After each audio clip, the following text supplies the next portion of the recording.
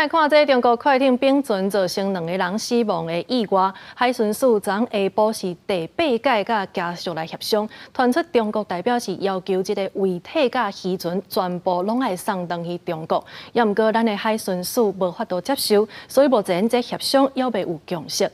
另外，中国是有派出用护卫舰来改装的军舰来到咱的金门甲厦门的水域，这金门渔会是要求这个渔民出海就要注意安全。 协商还是乐观吗？好，谢谢。还是抱持乐观的态度吗？谢谢。中国船并船的案件，海巡署日下晡第8摆甲中方家属代表闭门协商，其中中方代表个成立式讨论，个中会协商。不过海巡署对协商是不是有共识，有关保密。人船要送回去吗？答应他们送回去吗？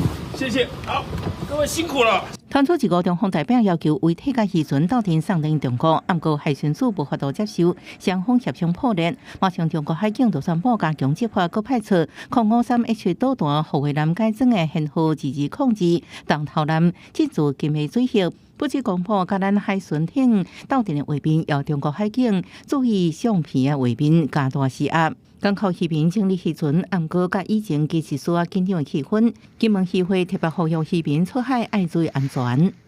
对你有影响无？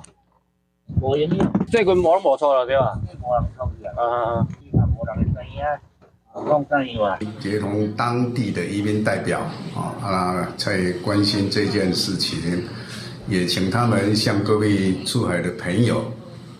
那再一次的提醒他们自己要注意自己出海要安全。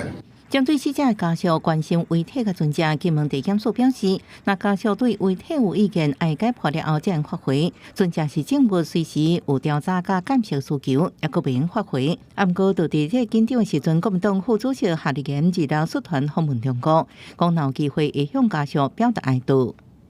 如果见到面的时候，我们当然不可避免的，我相信会提到这个问题。那我们也会对于这一次2位这个溺水的大陆渔民啊，向他们的家属表示这个哀悼的意思。